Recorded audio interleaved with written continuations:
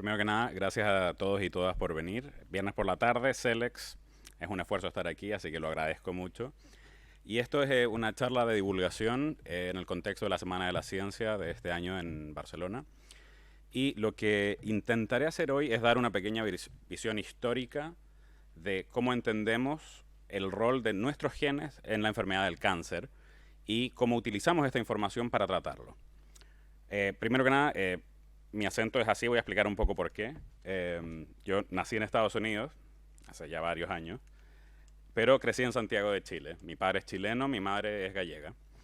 Y aquí hice mi carrera de bioquímica. Yo no soy médico, así que no voy a dar consejo médico, pero sí puedo hablar de genética, ya que cuando acabé la carrera me vine a Barcelona y hice mi máster y mi doctorado en la Universidad Pompeu Fabra y en el IRB Barcelona trabajando en células madre de cáncer. Cuando acabé mi doctorado me fui a Nueva York, o sea, cerrando un poco el círculo, y estuve 6 años en Nueva York en el Hospital Memorial Sloan Kettering, trabajando en genética de cáncer, que es la temática que nos trae hoy aquí. Y finalmente, en enero de este año, volví de nuevo a Barcelona y abrí mi grupo de investigación aquí en el BIO. Entonces, esto es solo para que sepan de que creo saber de qué estoy hablando, pero yo no soy médico, soy bioquímico y diría que genetista. Y bueno, ¿qué es la genética? ¿De qué estamos hablando cuando nos referimos a genética? Y básicamente es el estudio de los genes, la variación de los genes y cómo estos genes influencian los rasgos heredables. Siempre se dice, uy, el niño o la niña se parece al padre o a la madre y uno puede observar esto. Estos son rasgos genéticos. Tardamos miles de años, porque las observaciones como especie de cómo se ven nuestros hijos versus los padres la tenemos desde mucho tiempo, pero tardamos mucho tiempo en descubrir de que la genética realmente está codificada en el núcleo de nuestras células, que se organiza en cromosomas, básicamente la molécula de DNA en inglés o ADN en español. De manera muy simple, es un polímero de nucleótidos. Esto no es relevante para la charla de hoy, pero solo para tener en cuenta. Y esto sí es importante, son las instrucciones para crear o codificar todas las funciones que nuestras células tienen que ejercer para que nosotros estemos vivos. Y entonces, ¿por qué estoy hablando de genética? Y es porque ahora sabemos de que la genética es fundamental en la aparición y el tratamiento del cáncer. Pero, ¿cómo descubrimos esto? Esto ahora es información un poco obvia para toda la comunidad, entonces por eso voy a dar una visión un poco histórica. Ahora, antes de saltar a eso, hay que entender que el cáncer es un conjunto de enfermedades. Como decía Mariano Barbasí ayer, de hecho, en una conferencia de prensa, pensar en el cáncer como una sola enfermedad sería pensar que todas las enfermedades infecciosas son lo mismo. Hay que pensar en enfermedades oncológicas, que las resumimos como cáncer, como pensamos en enfermedades infecciosas, hay bacterianas, virales de distintos tipos. Sí tienen una cosa en común y es la acumulación descontrolada de células. Y esto lo sabemos desde que existen los seres humanos y desde que existe la medicina.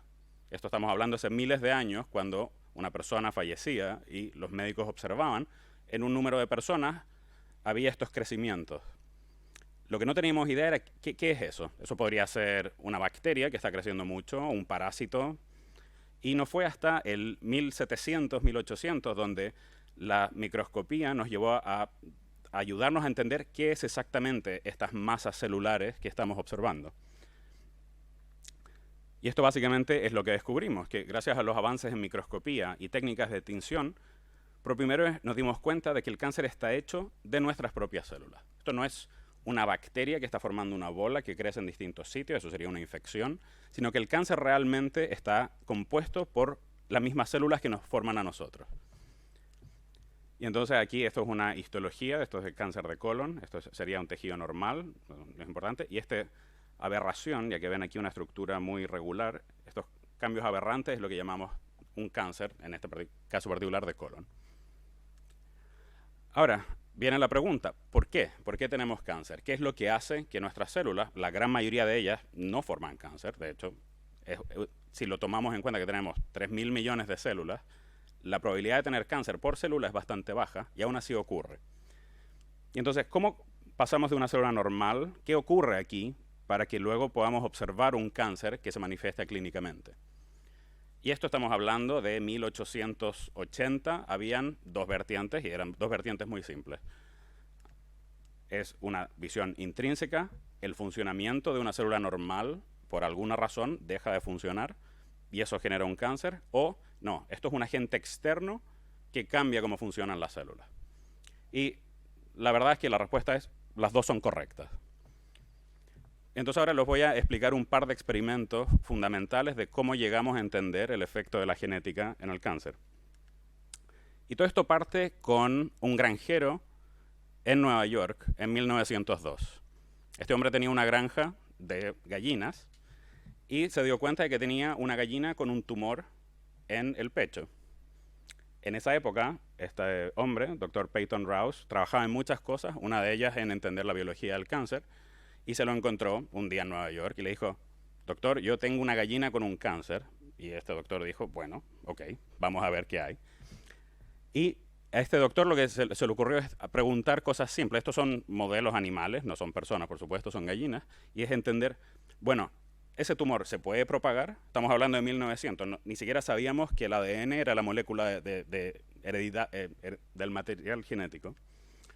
Y entonces él hizo un experimento que en la época era un poco bizarro, pero fue muy interesante. Había una gallina con un tumor. Sacaba un trozo de tumor. Si uno inyecta un trozo de tumor de esta gallina en otra gallina, generaba un cáncer. Que era, bueno, ok. Pero luego hizo algo que la gente en la época le parecía un poco loco, que era destruía todas las células usando estos filtros y sacaba líquido que no tenía células, se lo inyectaba a otra gallina y esas gallinas generaban tumores. Y entonces, en el fondo, si uno no necesita células de la gallina para generar un tumor en una gallina, significa que, bueno, esto no requiere células y es algo extrínseco, es algo que está en el ambiente del tumor. Este experimento, que fue replicado a lo largo del tiempo muchísimas veces, recibió tanto rechazo que el Dr. Rous dejó de trabajar en cáncer el resto de su vida y se dedicó a otras cosas. Pero 50 años después lo reivindicaron y lo comentaré en un poco. Este líquido que había 20 años después, o sea, en 1911, bueno, 14, descubrieron que era un virus. Y entonces por primera vez se vio que un agente infeccioso era capaz de generar un tumor. Y este experimento y esta serie de observaciones hicieron que todo el campo de la oncología, es verdad que de 1920, 1930, pensara el cáncer es una enfermedad viral. Esto es una infección, es una respuesta a una infección, como lo es la influenza, como es, ahora sabemos, el COVID. El cáncer en el fondo es una respuesta a un virus. Y esa era un poco la imagen mental que tenía todo el campo. Entonces ahora vamos a saltar 40 años, bueno, sí, 40 de aquí, a el doctor Denis Burkitt. Denis Burkitt era un cirujano británico que era misionero. Y él trabajaba mucho en el norte de África, bueno, África subsahariana. Y él como cirujano, él lo que hacía era ver pacientes y se encontró de manera recurrente que encontraba niños con tumores en su cara que nunca veía en Inglaterra ni en el resto de Europa. Y lo llamó un sarcoma. Y eventualmente descubrimos que este era un linfoma, que es otro tipo de cáncer. Y le pareció muy interesante porque él decía, bueno, por los datos que existían en las gallinas, bueno, los tumores de gallina y los tumores humanos no tienen por qué tener nada que ver, pero aquí vemos un factor geográfico. Estos tumores no existen en Inglaterra, pero sí los veo en África. Y como el cirujano se comunicaba con el resto de su comunidad y empezó a enviarle fotos a sus colegas y les preguntaba, ¿han visto este tipo de tumores? Y cirujanos en ciertas partes del mundo los habían visto y en otras partes del mundo no lo habían visto. Entonces ahora hay un patrón. Esto no es que sea algo raro, sino que hay una localización geográfica de los tumores, que es esto de aquí. Y esta es la incidencia, particularmente en África, un poco del Mediterráneo, de este tipo de tumores. No hay casi nada en Inglaterra, no hay casi nada en Estados Unidos, donde la mayoría de la investigación se hacía. Pero esto entonces daba datos epidemiológicos. Hay algo geográfico, no intrínseco, que está haciendo la aparición de estos tipos de tumores. Y entonces esto de nuevo, no sabían si era ambiental, de la calidad del suelo, el agua o qué sé yo. Y el doctor Burkitt tampoco le interesaba. Él era cirujano, tenía estas observaciones que hizo con sus colegas y decidió ir a la Royal Society a presentar sus observaciones.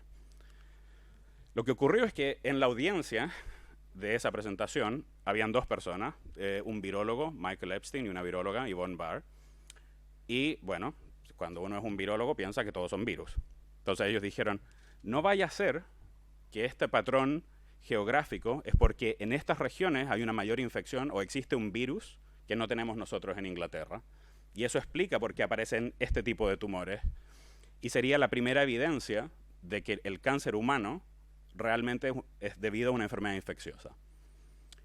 Y entonces Burkitt se asoció a Epstein y Barr y básicamente les consiguió muestras de tumores de estos pacientes africanos y ellos las analizaron en el laboratorio.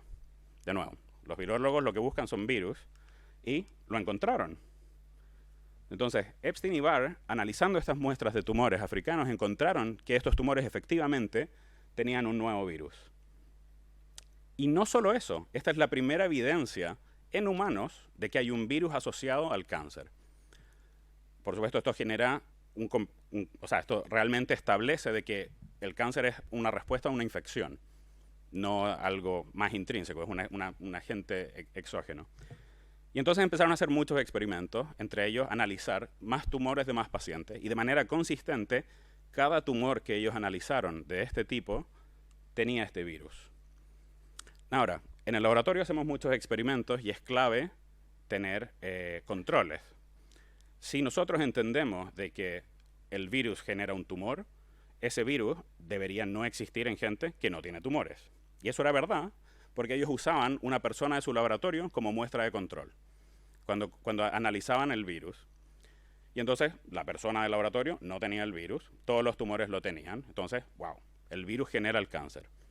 Esta persona se fue de baja 2 semanas porque se había resfriado, o es lo que pensaban ellos, y cuando volvió ya no era negativa para el virus, era positiva.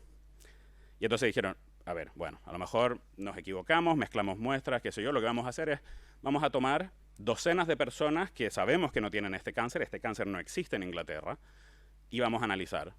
Y todas las personas tenían el virus.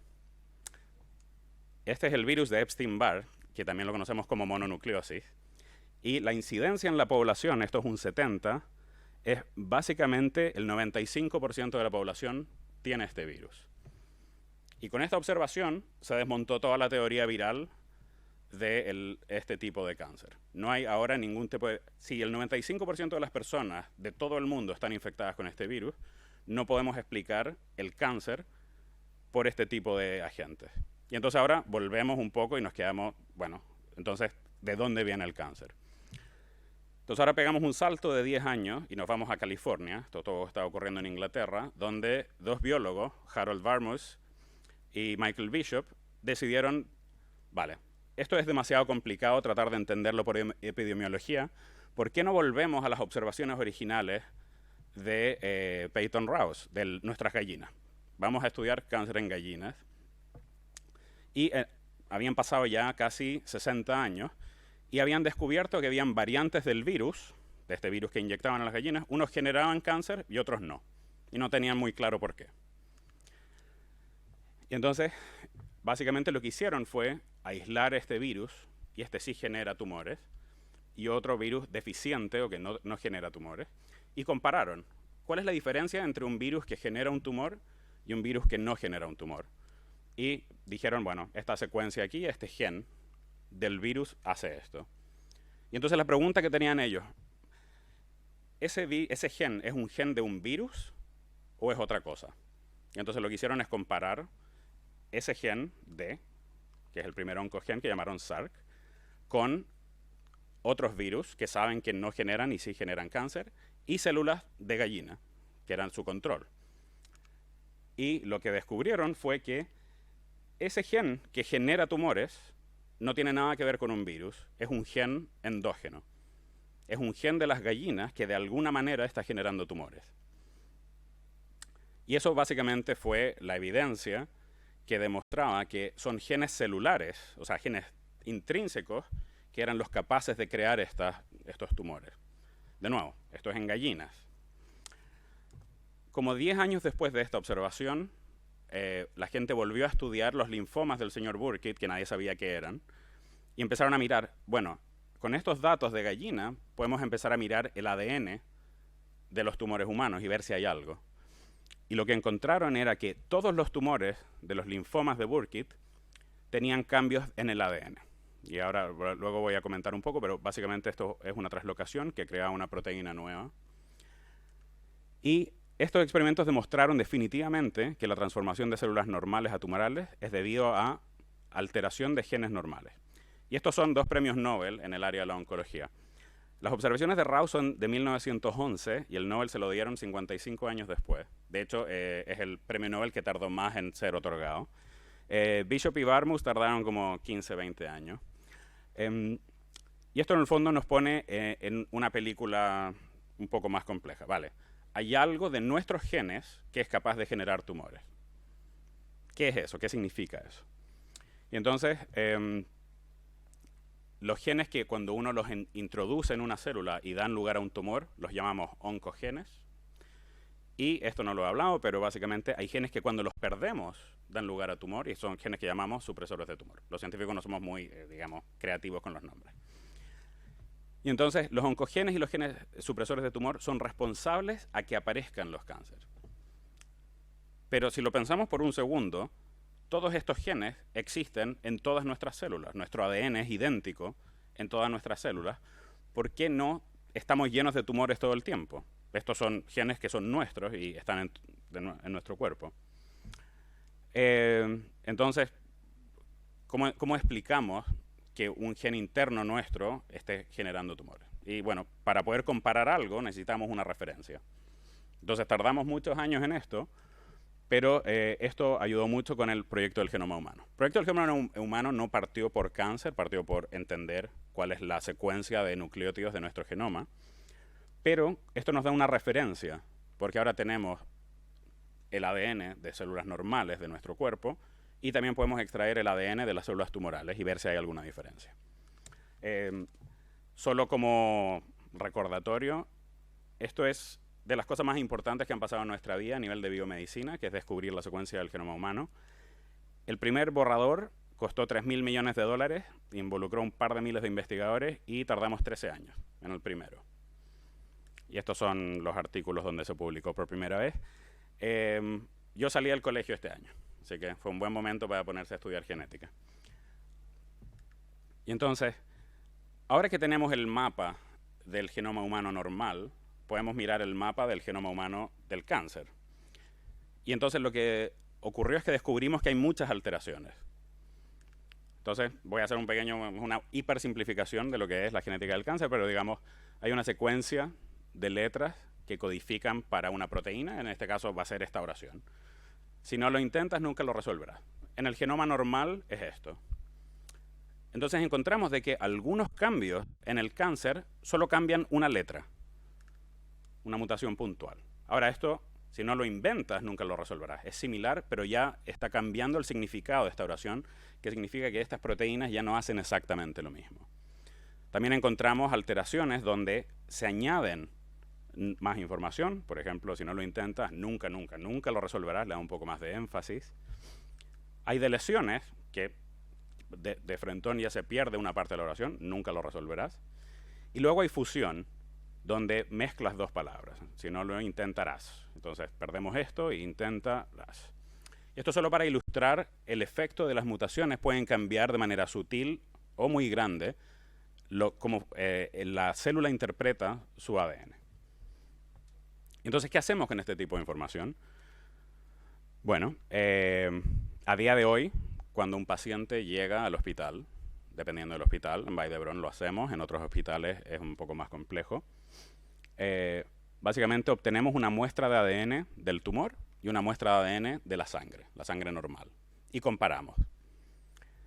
Esto en 1990 era ciencia ficción, porque un genoma humano costaba $3.000 millones y tardaba 13 años. A día de hoy, un genoma completo tarda 2.000 euros en un par de semanas. Hay un análisis informático asociado que es complejo, pero cada vez menos.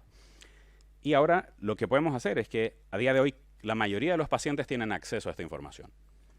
Podemos comparar qué ocurre entre un tumor y el tejido normal. Y podemos tener estos mapas. Ahora, si llega un paciente y uno le dice, mira, es que tú tienes esta mutación, al paciente le da igual, y lo entiendo. O sea, ¿qué hacemos nosotros con esta información de manera clínica? Y lo que hemos hecho es volver y tratar de entender, ¿son estas alteraciones que son distintas entre el tumor y el tejido normal una oportunidad terapéutica? Sabemos que esto es importante para el crecimiento del tumor. Podemos desarrollar estrategias para atacar esto, que es tan importante. Y entonces volvemos a un tipo de leucemia, y esto es muy similar a la translocación que les enseñé de los linfomas estos de la cara de los niños, pero este tipo de translocación lo que hace es quitar este trozo del cromosoma 9 y con el cromosoma 22. Entonces se genera una nueva proteína, se llama BCR-ABL, que da un poco igual el detalle, pero esta es el evento genético que define este tipo de cáncer. Este es un cáncer de la sangre, una leucemia, que la única alteración genética que tiene es esta proteína. Y tardamos, creo que 25 años desde la primera observación hasta el desarrollo de un fármaco que pudiera atacar esta proteína. Pero esta proteína no existe en las células normales. Y entonces, conceptualmente, si esto es lo único que empuja que el cáncer progrese, tener algo que bloquee esta proteína debería curarlo. Y es efectivamente lo que ocurrió. Entonces aquí, esto es la respuesta de los pacientes. Esto es la combinación de quimioterapia estándar que tenían en la época. Y esta es la droga, el inhibidor de esta proteína. Y esto básicamente generaba una respuesta de un 80%, y estos son datos de hace 20 años, que ahora ya lo tenemos casi al 100%. Esta enfermedad se llama leucemia mieloide crónica, y esta droga se llama imatinib. Y esto fue lo que creó la revolución de la medicina de precisión. Porque con estos datos, que fue lo primero que hicimos clínicamente, pensamos, bueno, si secuenciamos a un paciente, encontramos el gen que está alterado y lo bloqueamos, bueno, vamos a curar el cáncer. Las células normales no lo tienen menos toxicidad que la quimioterapia y podemos parar a los tumores. Y en el caso de este tipo de leucemia fue así. Desgraciadamente, los tumores no todos responden. De nuevo, el cáncer es una enfermedad, una colección de enfermedades muy distintas. Y esta tenía supervivencia de menos de 3 meses cuando estaba diagnosticada, y ahora o se cura o es una enfermedad crónica.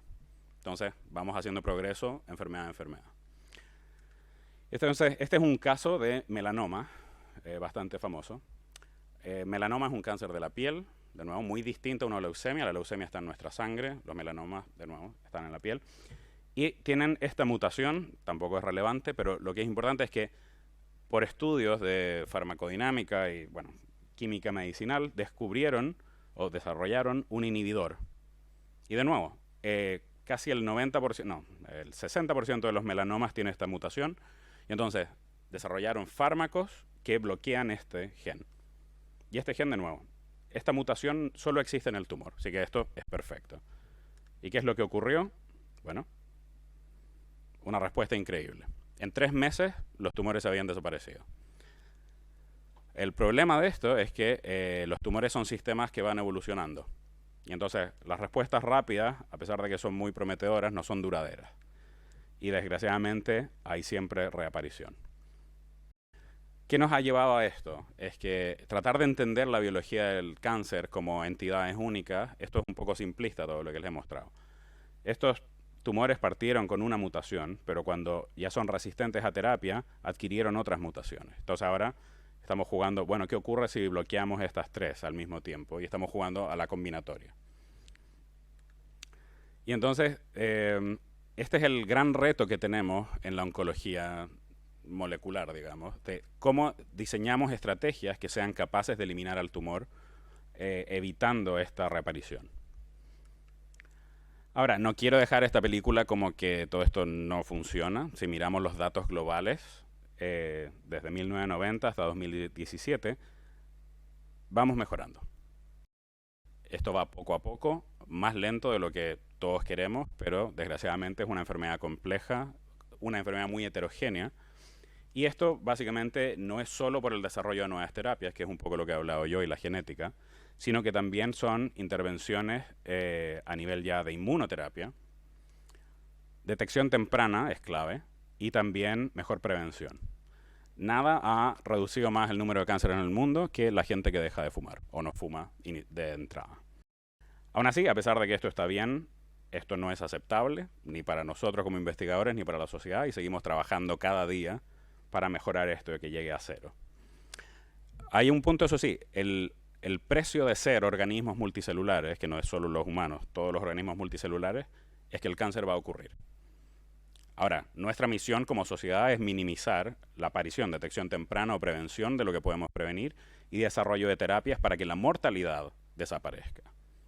La prevención del cáncer, de nuevo, si uno deja de fumar, mejora dieta, hace más ejercicio, está bien. Pero no existe un universo donde siempre va a ser parte de nosotros. Y es solo por el hecho de que no somos bacterias, somos seres que tienen más de una célula. Y entonces, bueno, ¿qué hacemos nosotros en el laboratorio? Que está aquí, mi laboratorio, gente motivada. Y esta película que yo les he hablado de un gen que introducimos o un gen que perdemos que lleva este proceso. Lo que sabemos es que esto es más complejo todavía, no es solo un gen, sino que son cromosomas. Los cromosomas, estas estructuras de ADN que tienen miles de genes, y esto es un poco una caricatura, esto sería una célula normal, que a medida va ganando y perdiendo cromosomas hasta que llegamos a este, digamos, festival de cromosomas que es extremadamente complejo. Lo que tratamos de entender nosotros en el laboratorio es qué le hace a una célula ganar o perder un cromosoma. Todos sabemos que esto es importante porque esto tiene correlaciones clínicas, pero no sabemos cómo funcionan. Así que bueno, en eso estamos y en eso estaremos los próximos, digamos, bastantes años. Muchos para mí, espero que no tanto para mis estudiantes. Y este es el grupo, o sea, muy majo. Empezamos hace poquito, así que bueno, espero la siguiente vez que hablemos de esto contarles algo mejor. Y finalmente lo voy a dejar ahí. Creo que he hablado suficiente. Es un viernes por la tarde. Estamos cansados. Así que si tienen preguntas, yo encantado de contestar cualquier inquietud. Así que muchas gracias.